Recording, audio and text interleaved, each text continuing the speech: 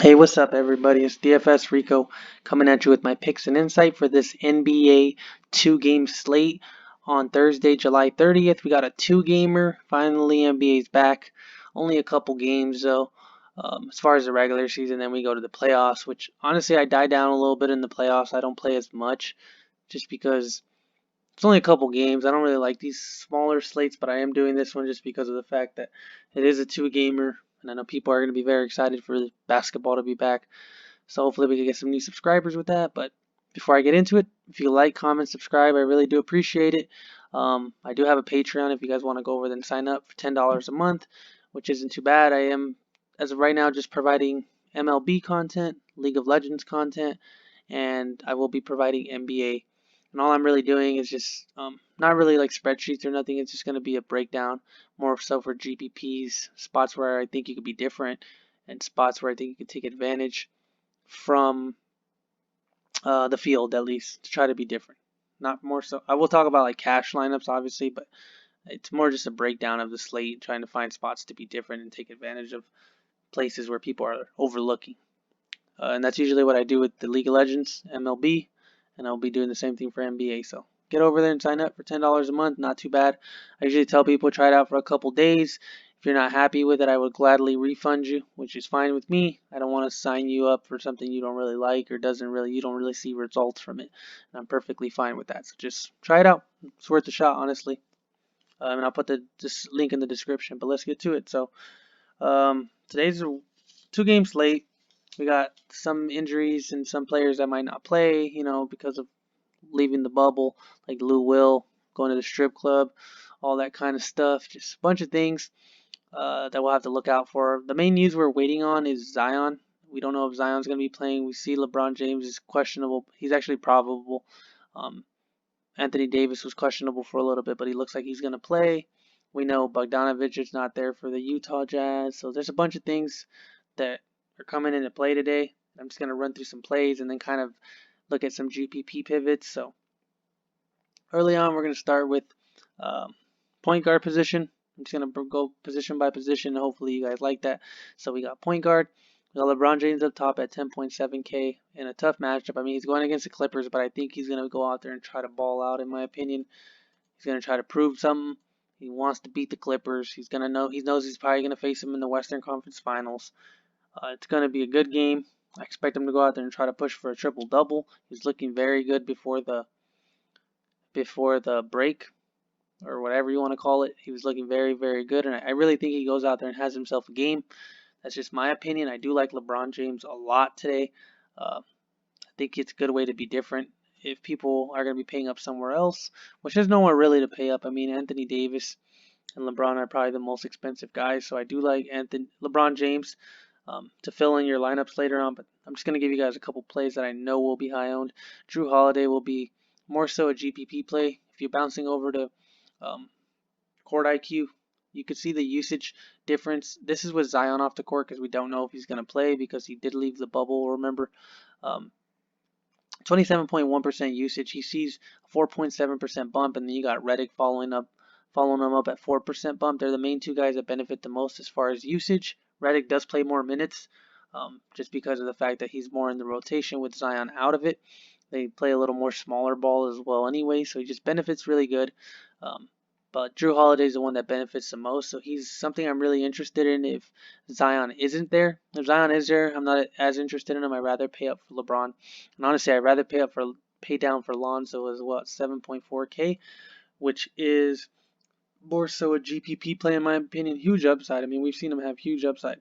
I do like him a lot with Zion off the court, but I also do like him with Zion on the court, especially more so a GPP play because a lot of people will be on Donovan Mitchell. Donovan Mitchell's practically, not going to say a lock, but I do like him a very good amount. You see his usage rate without Bogdanovich on the court, 32.4% usage. You see the difference. He's at a 1% difference, which isn't that huge, but he's only 7K. He's just priced too cheap for the matchup. He is going against the Pelicans, which we all know they like to play very fast, and Donovan Mitchell plays really good in those kind of games. 32.4% usage without Bogdanovic, followed up by Clarkson and Moutier, which two guys I am going to be talking about later on, or pretty soon. But that's something I'm looking at with Bogdanovic off the court. I know a lot of people will be on them. Donovan Mitchell was averaging 24 points per game. He's super solid, 50-point upside at 7K. He's a really good play, so I will be plugging him in right there. But I am going to continue going down the point guards. You got Mike Conley, same thing. He benefits fairly well, but I think he's priced a little higher. I'd rather just get up for Mitchell, and I'd rather get up to Lonzo as well. Reggie Jackson might benefit a little bit with Beverly being questionable. Might see a couple more minutes. Clarkson's the other guy I want to talk about at 4.2K, which we did see. His numbers are a lot different without him. 27% usage. He sees a 1.9% usage bump. His fantasy points go up a little. He's just going to get more minutes, more opportunity in a fast-paced game. He benefits from these kind of games. We've seen him hit 30-plus fantasy points at 4.2. If he's hitting that point total in cash and GPP, you're going to want him. I think he's going to be the highest owned player on the slate. I don't see anyone else being higher owned than him, in my opinion. So I think you should just be on him just to be safe today on a 2-gamer. I wouldn't try to be too cute. But if you really, you can't help yourself from being different, you could play Moutier, which should see a bump in minutes. We were looking over at the usage. Moutier, 24% usage with Bogdanovic off the court, a lot more minutes. He's playing a little less minutes than Clarkson. He sees a bigger usage bump, around the same fantasy points per minute boost, so super solid. I do like Moutier at 3K. He has the same upside as Clarkson. You've seen him hit 30. You've seen him hit 20 plus. At 3K, if he's going to get us, at least 20 something minutes, maybe even just 20 minutes, I'm willing to take my chances on that. However, knowing how this game goes, Utah blows out New Orleans, you're going to see a lot more Moutier than Clarkson, in my opinion. So I do like Moutier if you do want to be different for GPPs in 3K. Bouncing over to shooting guard. Other than the guys I mentioned, I mentioned Mitchell, I mentioned Clarkson, I mentioned Holiday. If Zion's out, Ingles should see a nice bump with Bogdanovic, but I still prefer. He's more so a GPP play. I still prefer Mitchell and Clarkson in cash and GPP. Joe Ingles is if you really want to be different. We know Lou Williams is out. J.R. Smith at 3.8K probably won't get that many minutes. Caruso with Beverly out might see a slight bump, but like I did mention, J.J. Redick gets a good bump at 26.6% usage, a 4% bump in usage, and for him, 0.13 fantasy points per minute, which he sees the highest bump on the team with Zion off the court. So if Zion's off the court, I do like J.J. Redick at the shooting guard or the small forward position at 3.6K. Should come in and probably play at least 20 minutes, maybe 28, 30 minutes, and he's going to go in there, get a ton of shots up. We all know how many threes he's going to put up. If those shots are landing, he's going to be in a really good spot at 3.6K. Another guy, Danny Green at 3.5K, might see a slight boost with Bradley, Rondo out. A bunch of their guys are out, and he's going to have to be on the court a fairly decent amount versus the Clippers because Kawhi and Paul George are going to need somebody on them. Good defender. We know how good of a defender he is, and I think he's just going to get more opportunity with Bradley. Just a bunch of the guys out there, but more so a GPP. I wouldn't recommend him in just straight up like cash or anything. I think I still prefer Mitchell and Clarkson.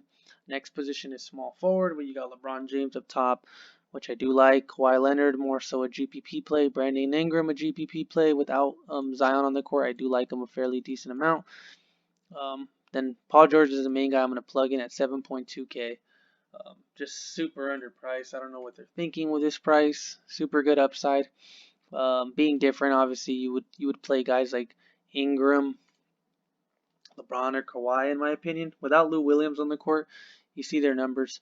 He gets the biggest bump. You got 33.5 for Kawhi, 33.1 usage for Paul George. But as far as usage rates, I don't pay too much attention to Robinson, Michael, Coffrey.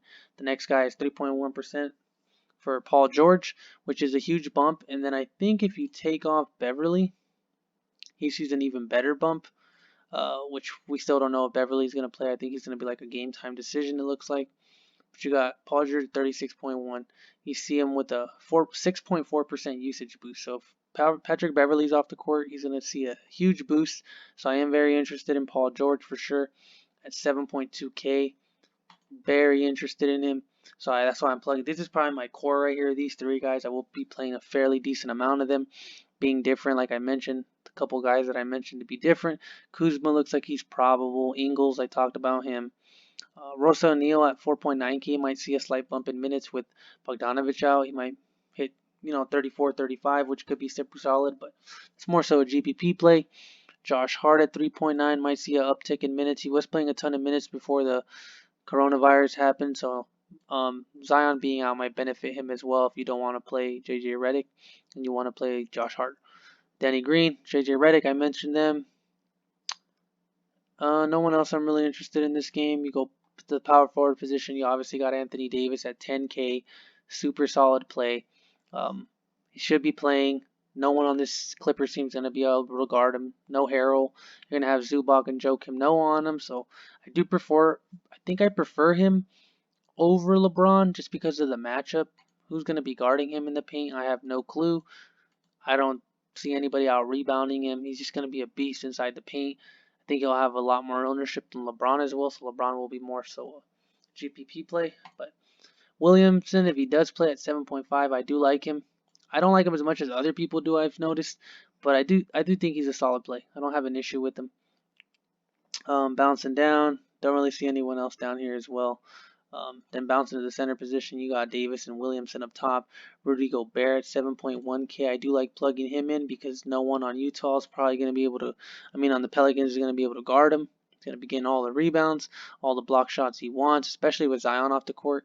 He's going to be an even better play in my opinion. He's going to be in a smash spot. Super good center. We know how good Rudy Gobert can be. Double-double machine. Just a good player. He's going to get blocks, going to get rebounds, going to get points, and it's going to be fairly easier with Zion Williamson off the court. So I am very interested in him. And then Zubac's going to be the GPP play for center position, 4.5K.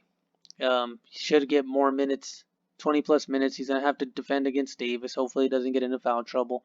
And he's just a solid play. I can't complain too much about him. He's a good rebounder, good blocks, gets a good amount of blocks, gets a good amount of putbacks. Just more so the fact that Montrezl Harrell is not going to be playing is going to benefit him really well, and they're going to need a big man out there to guard Davis at one point. They got Davis, they got McGee, they got Howard. They're going to have big men out there continuously, and they're going to need a body out there at one point. The only issue I can see is him maybe getting into foul trouble, but then that would just bump up Noah. I don't know how much Noah they plan on playing, but should be pretty good. But that's really it, guys. I like Mitchell. I like Clarkson. I like George. I like Rudy Gobert. I kind of ran through the GPP picks that I like, and that's kind of more so what I'm going to do over on the Patreon. If it's something you're interested in, let me know. Comment, like, subscribe. I really do appreciate it, guys. Thank you.